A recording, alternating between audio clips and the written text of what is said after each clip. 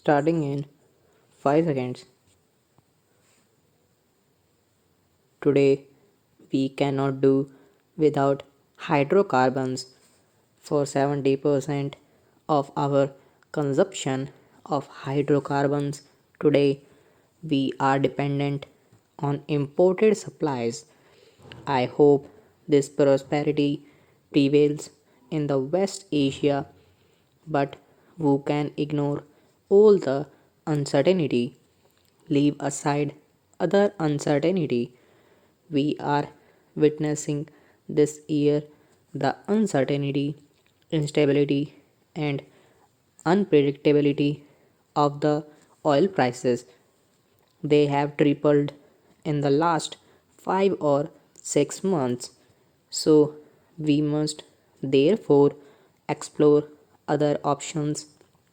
The resolution which led to the establishment of our Atomic Energy Commission and our country will be extremely grateful to Prime Minister for having the vision to recognize the role of science and technology, particularly atomic energy, in managing the future needs of our country, laid the greatest emphasis on the use of atomic power for generation of electricity.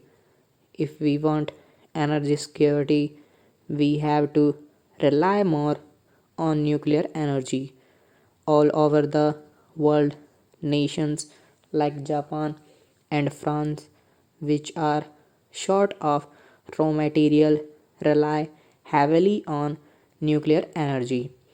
I do believe that while we must develop coal, we must develop hydropower, we must develop renewable sources of energy to widen our development options for the future, and we must have an equal access to commercial energy which is environment friendly. The NPT exists, but we all know, for example, the loopholes that exist and how, despite the NPT proliferation has taken place in our own neighborhood, I could not, in the present stage, ask President Bush or the US government that they should remove all restrictions on trade in nuclear assets. They said that there is such a thing as civilian and there is such a thing as military. We are willing to help you to augment your energy resources for use of your development, but military purposes are in other kettle of fish. I had to reckon with that reality, and therefore I had to evolve our approach, taking into account the realities of the world order, and the world order being whatever it is. I was clear in my mind that we shall do nothing which will in any way compromise our independence with regard to the management of security. And despite the doubts that had been sought to be cast, I assure this House that I am satisfied that those doubts are not based on facts. It is true that what the US President has stated will require congressional assent. I attach great importance to that aspect of my work in Washington. When I was in Washington, three or of our top meteorological scientists came to me and said India's meteorological system require a sea change if we are to take advantage of what is happening on the frontiers of relevant scientific subjects. This is not only in meteorological matters that we need upgradation of our skills, but our scientists have done very well. We are proud of their achievements, but human knowledge is increasing at a pace which was unthinkable even 10 years ago.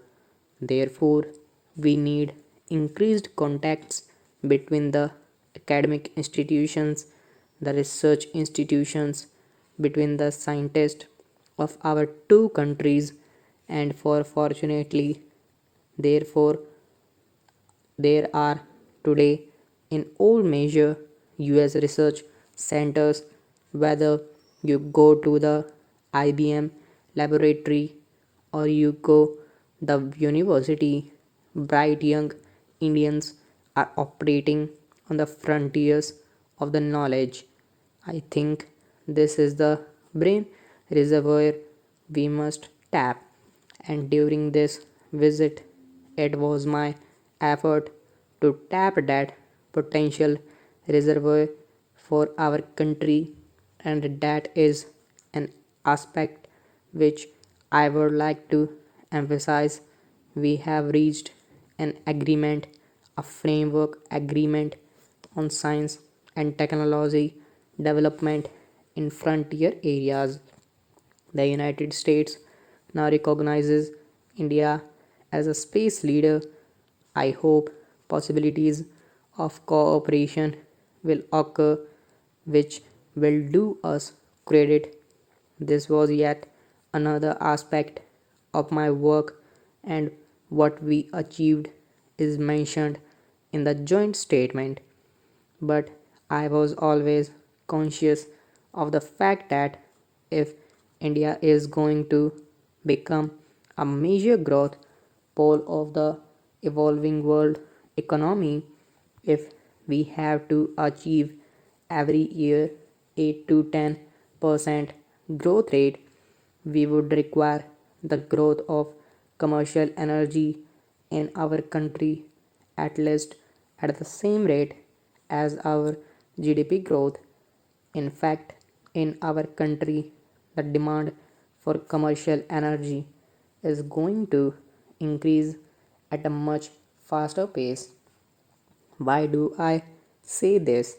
Because in our country, two revolutions are taking place simultaneously at one go under the impact of modernization. The subsistence rural economy is shrinking. Therefore, old traditional ways of meeting energy, firewood, household fuels, they are giving place to the increasing demand even in the rural sector for modern commercial energy. And secondly, as we grow, as we industrialize, as we urbanize, there is that increase in demand for commercial energy. Therefore, India's energy security, along with the security of our water resources and security of our food, I think is a critical determinant of what happens to the economy in the next 25 years, and we have to work in that direction. Stop.